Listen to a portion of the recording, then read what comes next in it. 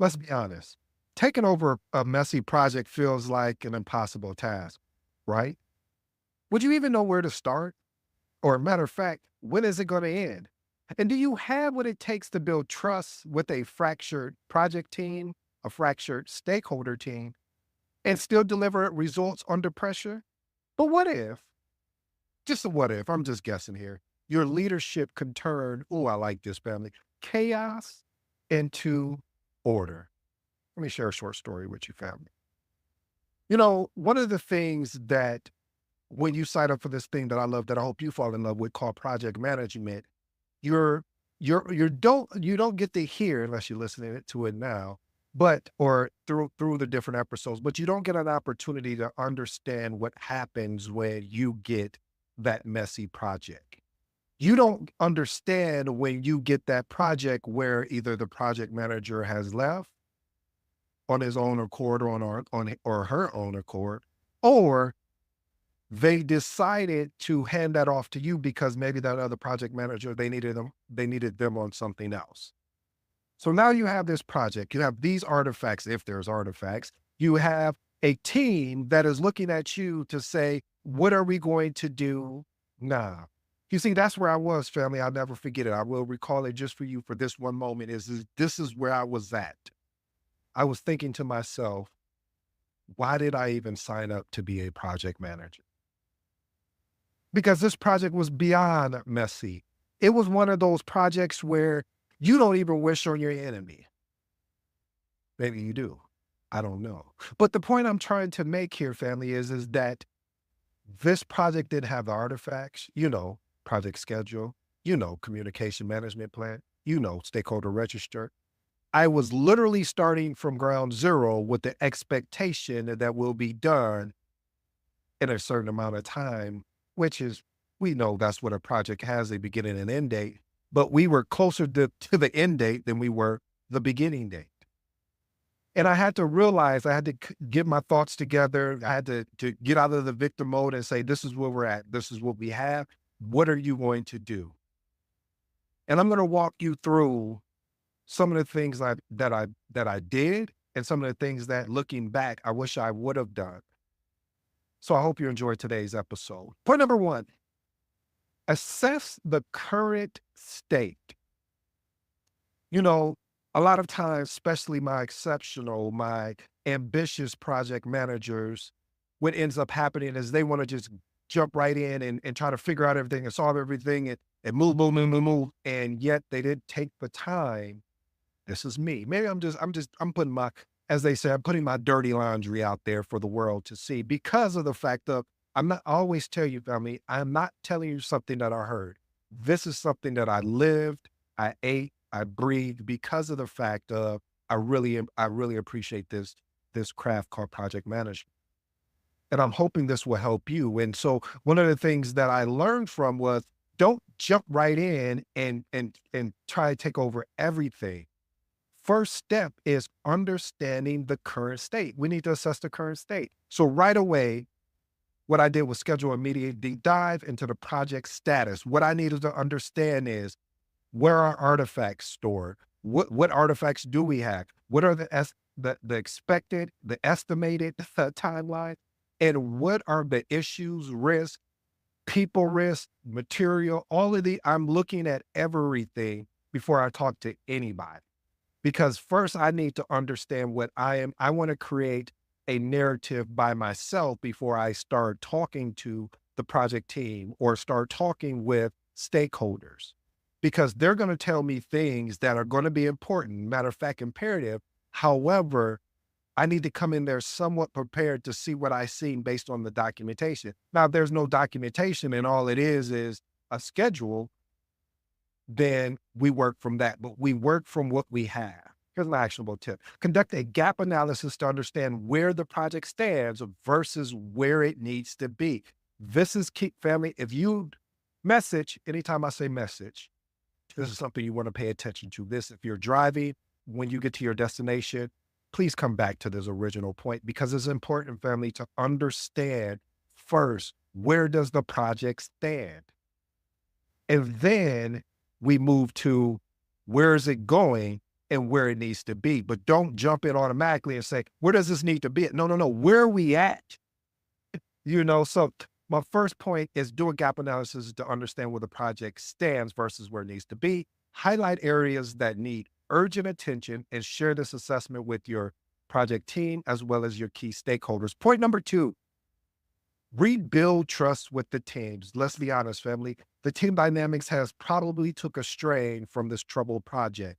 So now we need to take time as the project manager to understand each project team member's concerns and most of all, their frustrations. Because if we don't address the concerns and frustration, all of that is going to roll over into how we're now pivoting to lead the project. So when we take this initiative on, my actionable tip is hold a one-on-one meeting with every project team member. Now, if you have a big project team, then I would say isolate it in a ways. Let's say, for instance, in cross-functional teams, let's say I got application here, I got infrastructure, I got networking. Instead of meeting with everyone individual, I may just say, okay, IT, HR, and just do it that way.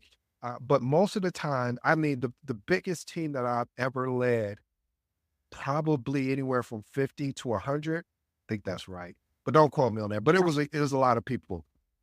And what I understood is meeting with them one-on-one was more powerful than meeting with them in a group, because in a group setting, I really wouldn't be able to get all the information that I need, because there may be someone who is more of the talker or more of the person that is taking the leadership approach or leading this team. So meeting with everyone one-on-one, they could be transparent, they could be honest, because there may be somebody on their own team and they don't want to talk about it. But I need to develop that trust with them. So rebuild that trust with your team. Point number three, establish a clear communication protocol. This is another one of the most important points. Without communication, it doesn't matter what you do. You need to communicate with your team. You need to understand what can or what has, or first you need to understand what has derailed the progress. And then once you understand what has derailed the progress, then we need to understand what can derail it from going forward. So we want to set up a structured communication practice that everyone follows. Here's my actionable tip. I would implement daily stand-ups.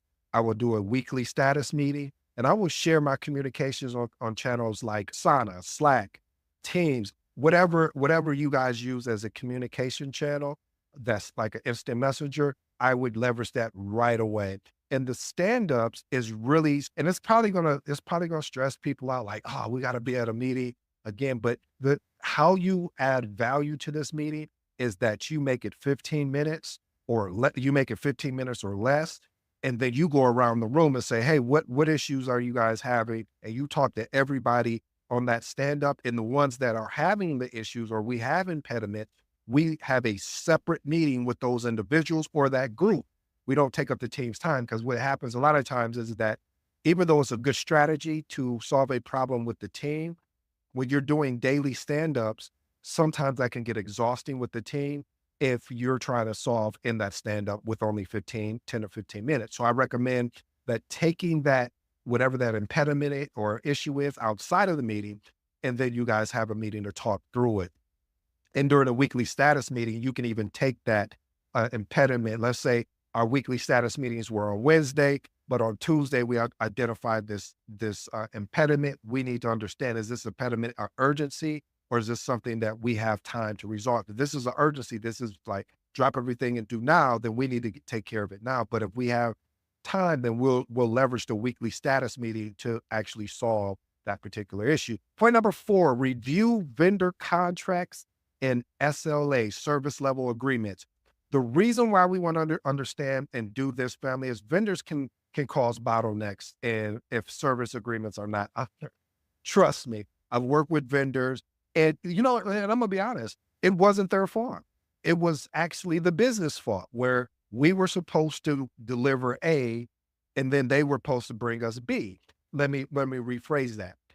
We were supposed to provide information in order for them to do what they need to do next. And when you start doing that, vendors are human. They will get frustrated. Yeah, we'll honor the contract, but we're not going to go outside or above, and we're not going to remind you and say, hey, we've already sent you 3 emails and we had calls and you said you were going to provide the information that we needed and you still haven't done it. Why should I really, even though it's contractual, I'll honor the agreement, but I won't go above or beyond that. So we want to make sure we review all vendor contracts to understand any obligations that we have. We need to unpack those obligations and document it so we can make sure the team is up to par to understand, hey, these are our obligations we have contractually, and we need to make sure we're holding ourselves accountable. Here's my actionable tip. Schedule individual meeting with each vendor to discuss their commitments, their delivery timelines, and any existing challenges. Basically, what we're doing here, family, is we're resetting the communication between the vendor and the project team. We're also resetting the commitment between the vendor and the project team. Point number 5, create a revised project schedule.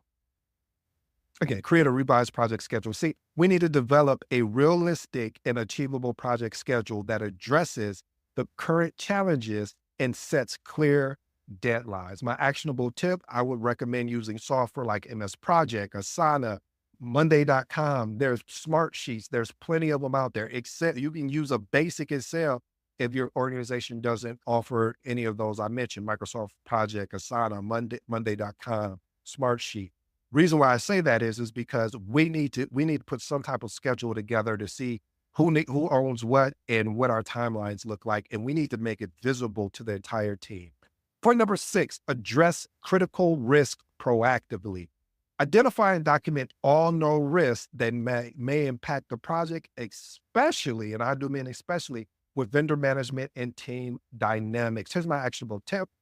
Assign risk owners and establish mitigation plans. Hold regular risk review meetings to ensure proactive management. What I always recommend, family, is especially during your weekly meetings, that should be one of the first topics that we discuss is, hey, let's look at our risk register and see what's going on here. Point number 7, manage stakeholder expectation. That is going to be key. As you know, I always say frustration comes from either the lack of or the way expectations were communicated that creates the frustration. So we need to align stakeholders with the revised project schedule, the revised project plan, and we need to set realistic expectations about what can and cannot be delivered. And we need to be transparent. We don't need to act like we can do more than what we can. Right now, we need to deliver something and we need to be transparent about our delivery. Here's my actionable tip. Provide regular updates in a consistent format, whether it be executive summaries, project dashboards, but the whole key here is being transparent about the challenges. Point number 8, tackle the root causes of issues. Again, tackle the root causes of issues. You didn't hear me say tackle the surface layer. Root causes. See, addressing the surface level problems, they won't fix the project. I'm just going to be honest with you. So it's better for us to do a deeper investigation to understand and identify so we can resolve the root causes. Here's my actionable tip. We can use a technique called the 5 whys. It's basically asking why 5 times till you can get to the root of the issue. So in this way, it helps us understand, is this a reoccurring problem or is this something that it just happened? Like we need to understand it. Once we understand it, we need to implement a long-term solution. I have 2 bonuses for you today, family, and then I'll give you my transformational remarks. I got excited. Establish an escalation path. So we have to define how and when to escalate issues to upper management. It's important for us to have an escalation path. So it really makes the team feel comfortable as well, because they know, hey, if this is not getting resolved with us in the team, we need to escalate this and we need a commitment from who's ever in our escalation path that they're going to step in and step up to help us beat whatever the issue that has surfaced. Here's my actionable tip. Document the escalation process and ensure all team members and vendors understand how to use it appropriately. Here's my last and final bonus, family. When you are taking over a messy project, you want to stay agile and flexible. The ability to be open to change is going to be key here, because especially as a project manager, you really don't know what you're walking into. And you won't know until you start engaging with the team, project team, engaging with stakeholders, um, making sure the project schedule is up to date. But the whole thing is just, I want to recommend let go of control. Don't try, just maintain a open mindset to be flexible, maintain an open mindset to keep an agile mindset because it's going to be key. Here's my actionable tip. Regular review the project schedule and adjust as needed while keeping stakeholders informed of any deviation. I have 4 transformational remarks, family, and I'll make these quick but straight to the point. Point number one, the most important point of them all, is establish a clear communication protocol, whether we're doing daily stand-ups, weekly status meeting, and making sure we have a clear path for communications, whether we're leveraging communication channel like Slack, Asana, those type of platforms, or even Teams. My next point, manage stakeholder expectations. We need to set a realistic expectations with our stakeholders because they had it under the impression that they were expecting to get whatever the service, product, or result it was by a certain timeline. We need to reset and reestablish what those timelines are going to look like now. Point number three, tackle the root causes of issues. As I always talk about, we're never going to resolve anything if we keep doing surface level problem fixing instead of investigating and getting to the deeper root of what is actually going on. And then my last and final point, we must rebuild the team's trust in us as well as in the project, or I should say. And so with that being the case, we want to hold one-on-one meetings so we can build that rapport and let them know that we have their actual back moving forward. Family, I hope you enjoyed today's episode, because in your career, you're going to encounter what we deemed as a messy project, a project that, normally would have all the artifacts, that would have a supporting project team, that would have a supporting stakeholder team. But you may walk in and you don't have any of those things. And how you respond in that first week, matter of fact, those first 2 days is going to be important. It's going to set the tone, not only just for the project, but it's also going to set the tone for the team as well. I go by the name of ED. For all you smart and intelligent folks out there. Listen, that just simply means, and until next time.